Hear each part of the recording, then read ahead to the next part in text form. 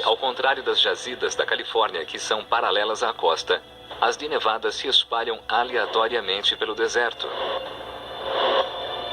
E se dedicaram a entender por que os veios de ouro de Nevada eram tão caóticos. A 480 quilômetros da antiga mina de Bode fica a mina Midas.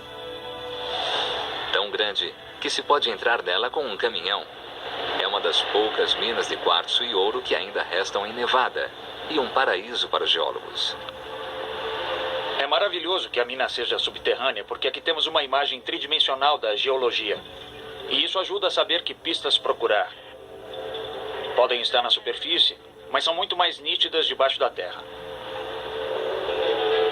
Minas como a Midas se tornaram laboratórios geológicos e ajudam a decifrar o mistério dos veios de ouro de Nevada.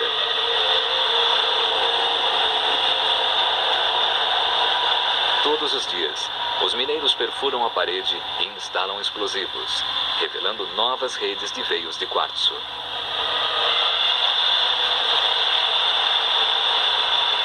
É exatamente como era no passado. Eles vão encher a superfície de dinamite e vão explodir. 200 quilos de explosivos estão prestes a ser detonados para revelar o veio de quartzo e ouro.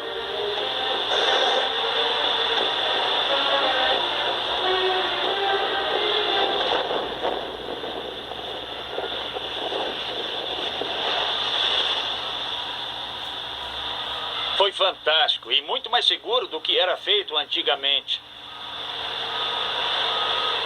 Quando a poeira baixa, é possível olhar mais de perto. Esse é um excelente veio de quartzo. Comparando esses veios de quartzo com os que eu vi na Califórnia, são substancialmente diferentes. Por exemplo, essas faixas cinzas aqui.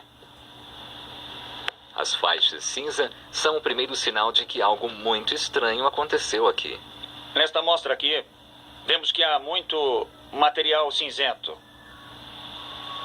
Todo esse material cinza é prata. E olhando mais de perto, vemos pequenos pontos amarelos. É ouro.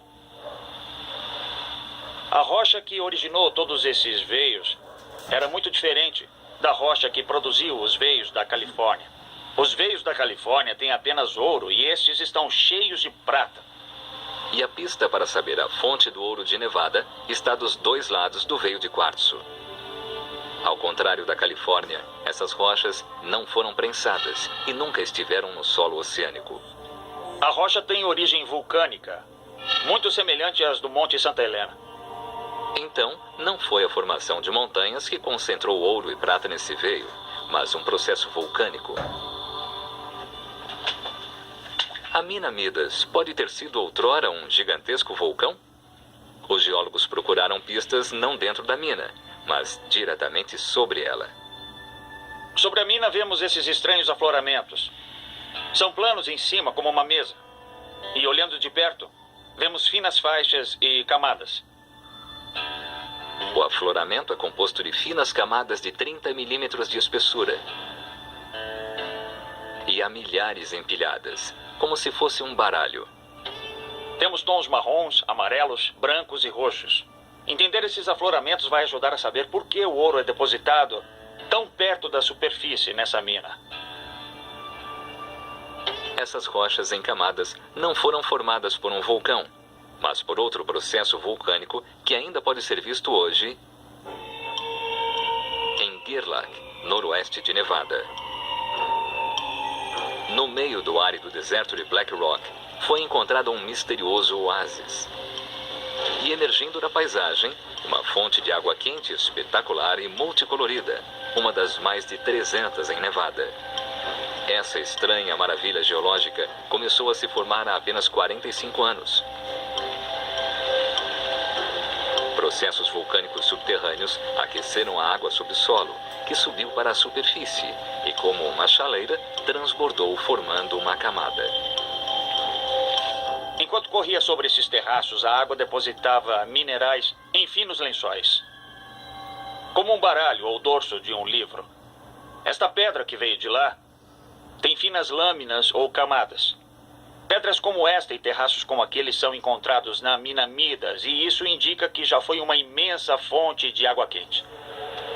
Os geólogos concluíram que eram as fontes quentes que levavam os veios de ouro e prata até a superfície em Nevada. Partículas desses metais estão espalhadas pelas rochas derretidas nas profundezas da Terra. Esse material liberou um fluido repleto de ouro e prata.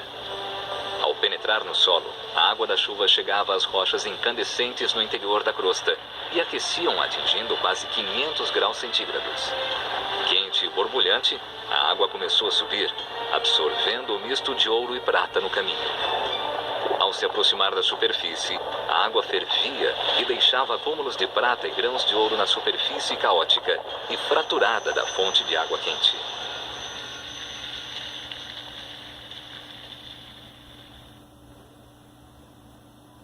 Imagine essa paisagem há 15 milhões de anos. Vulcões até onde a vista alcançava. Fontes de água quente aqui e ali.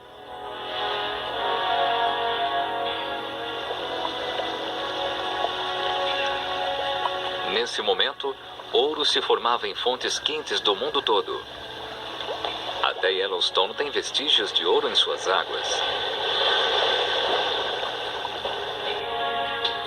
Uma das maiores e mais lucrativas minas de ouro do mundo, a de Yanacocha, no norte do Peru, é um depósito de ouro e prata explorado desde a época dos Incas, 800 anos atrás. No alto dos vulcânicos Andes, ela tem 1.400 quilômetros quadrados e já produziu mais de 5 bilhões de dólares em ouro. E tudo se originou sob uma borbulhante fonte de água quente. Os cientistas que investigaram como os veios de ouro e prata se formaram em Nevada descobriram rochas vulcânicas, prova de que o fluido rico em ouro veio de rochas derretidas, e um afloramento multicolorido em camadas, evidência de que antigas fontes de água quente originaram o ouro em Nevada. Os depósitos de ouro de Nevada renderam 1.100 toneladas de ouro e 14.000 toneladas de prata, mas em 1920 deixou de ser lucrativo explorar as jazidas de ouro de Nevada. O deserto ficou repleto de cidades fantasmas. Parecia que o ouro da América do Norte acabara, mas em 1961, um novo tipo de depósito foi encontrado. Porém, não podia ser visto nem tocado. Era invisível e seria a maior descoberta na história do ouro norte-americano.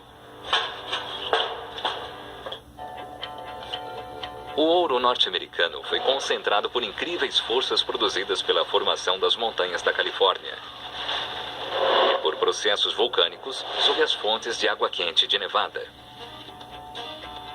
Mas quando os depósitos se esgotaram, os geólogos procuraram novas concentrações de ouro. Então, em 1961, o geólogo e garimpeiro John Livermore notou uma fissura de 80 quilômetros no meio de Nevada, chamada Carlin Trend, e partiu para investigar.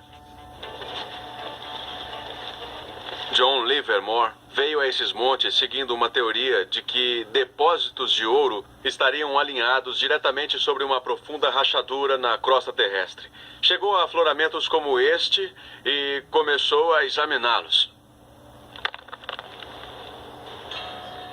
As rochas são uma estranha mistura de lama e quartzo, um mineral gerado por um fluido quente e uma boa pista de que o ouro pode estar próximo. Com base na sua experiência, ele sabia que muitos fluidos quentes saíam dessa rachadura.